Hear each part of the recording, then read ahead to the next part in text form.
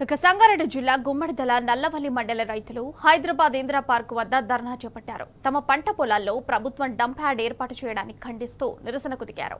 పచ్చని పంట పొలాలను విషతుల్యం చేయొద్దని ప్రభుత్వాన్ని వేడుకున్నారు. 48 రోజుల నుంచి ఆందోళనలు చేస్తున్నా ప్రభుత్వం పట్టించుకోవడం లేదని ఆగ్రహం వ్యక్తం చేశారు. మరింత సమాచారాన్ని మా ప్రతినిధి రంజిత్ అందిస్తారు. సంగారెడ్డి మండలంలోని గుమ్మడిదల శివంపేట మండలాలకు సంబంధించిన దాదాపు 74 గ్రామాలకు అక్కడ స్థానికంగా ఉండే 3 లక్షల మంది ఉండే ఏరియాలో జిహెచ్ఎంసీ యార్డుని రాష్ట్ర ప్రభుత్వం ఏర్పాటు చేయడానికి సన్నాహాలు మొదలుపెట్టింది. దానికి విరుద్ధంగా పచ్చని పొలాలు ఉన్న రైతులు అక్కడ జిహెచ్ఎంసీ వాళ్ళు యార్డును ఏర్పాటు చేస్తున్నారంటూ దాదాపు 48 రోజులుగా ధర్నాలు నిర్వహిస్తున్నారు. మనతో పాటుగా స్థానికంగా ఉన్న రైతులు ఉన్నారు. వాళ్ళని అసలు విషయాలు అడిగి తెలుసుకుందాం. చెప్పండి, అసలు అక్కడ ధర్నా అనేది ఎన్ని రోజులుగా జరుగుతుంది? ఈ ధర్నా చేపట్టడానికి గల కారణాలు ఏంటి?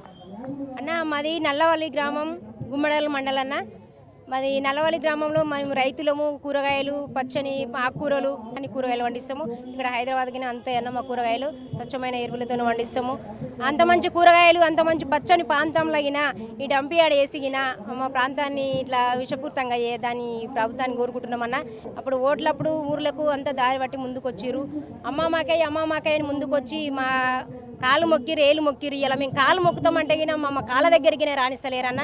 పోలీస్ బందోబస్తు పెట్టేసి మా ఊర్లోనే మమ్మల్ని బంధించడం జరుగుతుంది. అసలు రోడ్డు వరకు వెళ్ళనిస్తలేరు. మా మొగలను అరెస్ట్ చేసి ఎప్పటికప్పుడు తీసుకెళ్తున్నారు.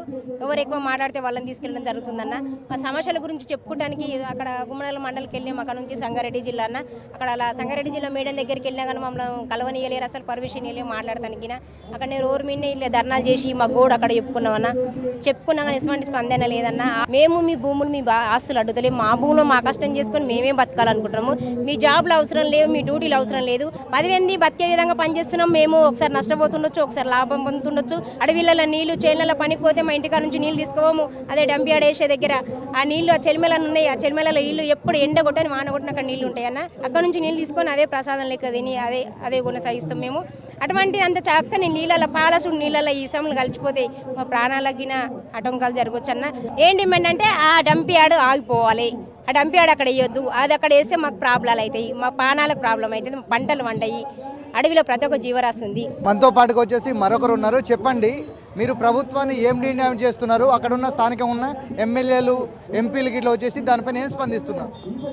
ఎంపీ గారికి వినతి పత్రం ఇవ్వడం జరిగింది. ఎంపీ గారు తన సహకారంతో కేంద్ర అటవీ శాఖ మంత్రి గారిని ఇక్కడ కలవడం జరిగింది. అదేవిధంగా ఎమ్మెల్యే గారిని గిట్ట మా నల్లవల్లి జేఏసీ మొత్తం కలిసి రైతులమందరం కలిసి ఎమ్మెల్యే దగ్గరికి వెళ్ళడం జరిగింది. ఎమ్మెల్యే గారు ఏ విధంగా రియాక్ట్ అయ్యారో మీడియా ద్వారా కూడా మీ అందరు చూసారు. ఆ దుర్భాషలు ఆడింది కూడా అతనే.